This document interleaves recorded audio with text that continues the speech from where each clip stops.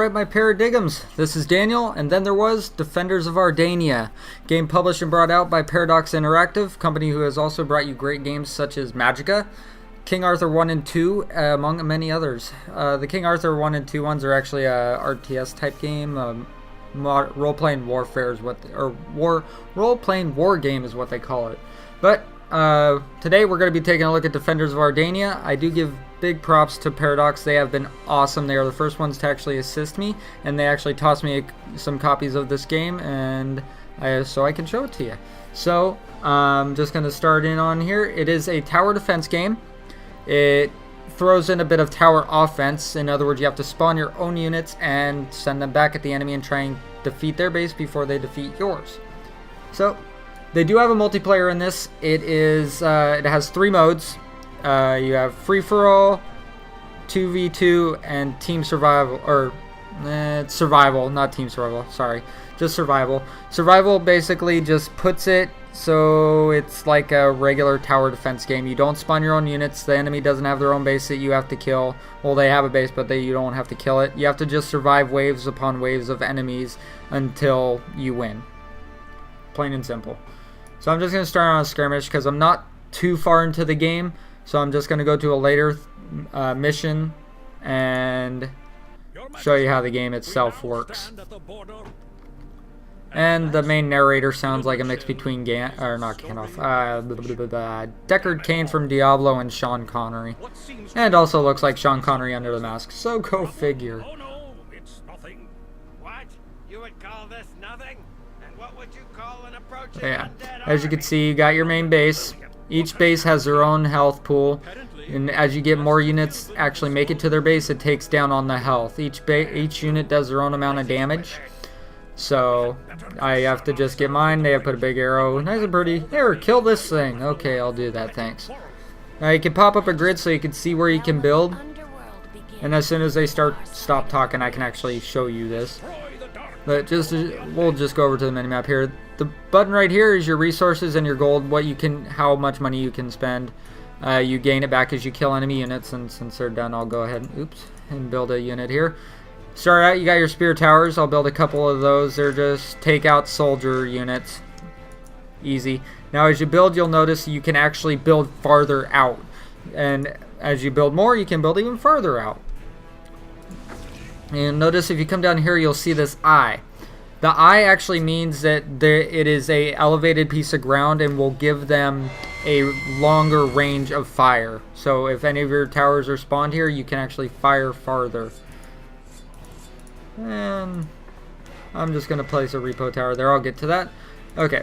Now, just since they're going to be busy and destroying my stuff, I'll go ahead and go over the units now. Spear thrower, get your standard soldiers, kill them. And you got your ballista, good for swarmer units, group spawns.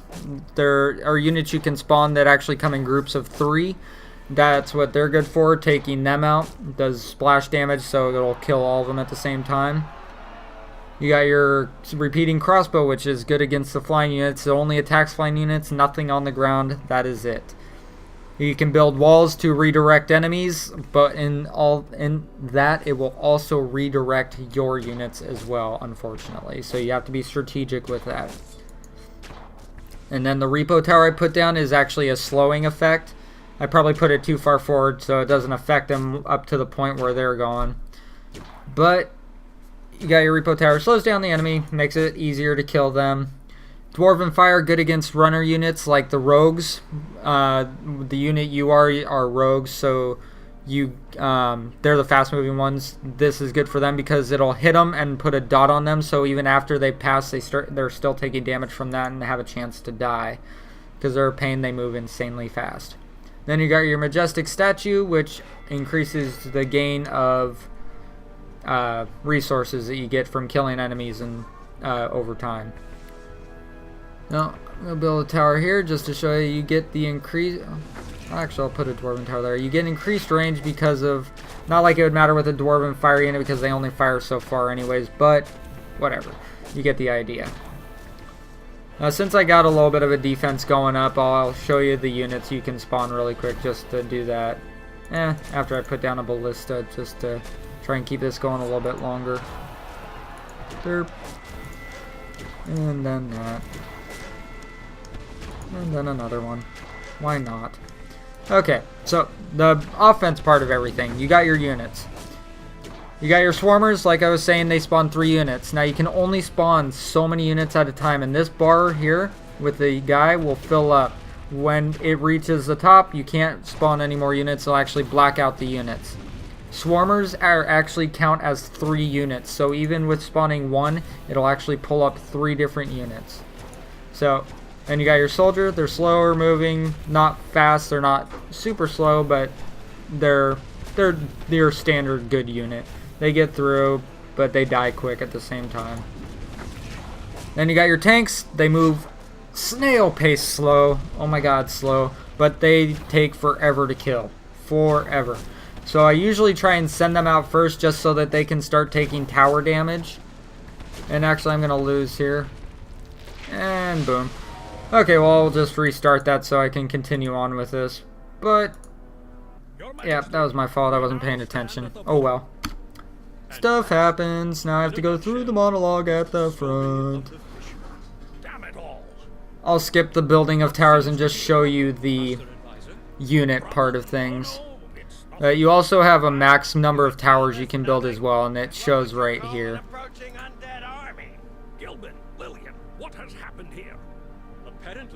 Go, I want to talk about the game. But you are blocking me. Stop it. And pop up that grid again. It makes it a lot easier to show what I can build. Oh. The realm of the underworld begins on the far side of the bridge. The voice acting on some things is much to be considered, but I love the Sean Connery dude. He's amazing. Okay, I'll build a couple of units. Why not? Okay, there we go. So, you got your units, like I was saying. Okay, you got your swarmers. They spawn. Soldier, tank, take forever to go down. And you got your rogues. They're your runner. They move insanely quick, and they go down very easily. Now, I haven't built up a ton of resources yet, but I may be able to buy all of them. You have to actually buy the new units to use them, to unlock them. First one, you got your archer. And then we got, well, your archer, stealth, so they can get through unless they got a unit that can see through stealth, and then they'll start getting attacked. Then you got your dwarven hammer. They attack units on the ground and try and help kill them as they're walking by. So that's always a good unit to spawn. Then you got your wizards. They attack towers and they have a shield around them so they take less damage, or take a certain amount of damage before they'll get killed. But they attack towers as they're going by them. As well do the dwarven flying machines, or the dwarf flying machines. They're a flying unit. They go around the side of the map and will attack towers as they go by and then go into the base and destroy them. Now at start you can only spawn 5 units, though that can change. You do have the ability to upgrade things, like such as resource replenish. You'll get resources faster, increase the maximum number of units in the unit pool, so you can actually spawn more units at a time, up to 9 units. Not counting the swarmers, which are 3, but... Okay, decreases the price of economical upgrades, so you can upgrade your towers. That'll decrease the cost of that. Maximum number of units in the unit pool. Wait, that's never mind. Sorry. Already did that. Decreases the price of spells by 20%. Increases the rate which units gain experience points. I honestly have not messed with experience points that much, so I don't actually understand that part of it yet. So I can't tell you that one. Sorry. You'll have to pick it up and learn it for yourself. Decreases the price of towers is another, and decreases the price of units. Okay, back at the beginning. Now as I've shown you, it's like I said, standard tower defense. Go. Then you spawn your own units to kill the other base, which is a very nice add-on. It's kind of fun, makes it a little bit interesting. This game is definitely a time waster. It helps you waste some time if you're looking to do that. Definitely, it's not brainless for tower defense, surprisingly. You do have to be strategic. So a lot of times it comes out in a stalemate because you're both killing each other's units so fast you can't get them to the other base. So you have to change the way your towers are, make it so your units move through faster so that it helps you in killing them. The one other thing that you get in this is you can cast spells, and they cost a lot of resources usually to cast, so you want to kind of stay away from it, though I haven't really had a problem with resources up to the point where I've gotten, and I'm on like the 5th or 6th mission, but I don't know, maybe it gets worse. One, you have the option of actually repairing your base, so if your base gets all unhealthy, you go, oh god, okay, it looks all pretty now, it's up at full health again. Cool. Done. And there's another one you can, that I actually have right now. You only get up to 3 spells in this. The second one is Thunderstorm. You can just drop a random spell. Boom, I missed. Go me. But, you know, you get the idea. I don't know what the third one is, so I apologize. I am not able to show you that. Like I said, pick up the game. It's actually kind of fun. And it's pretty inexpensive. Right now it's 15 bucks on Xbox. Well, technically 15 bucks on Xbox Live, 1200 points on Xbox Live, $15 on Steam for PC, and it's also available on it's actually an iPad game, so you can actually get it on iPad, and I want to say maybe the iPhone, but yeah, it's a great game. I do highly recommend it. Good time waste. And this has been Defenders of Ardania. This is Daniel, and I'll see you next time. Don't forget to subscribe.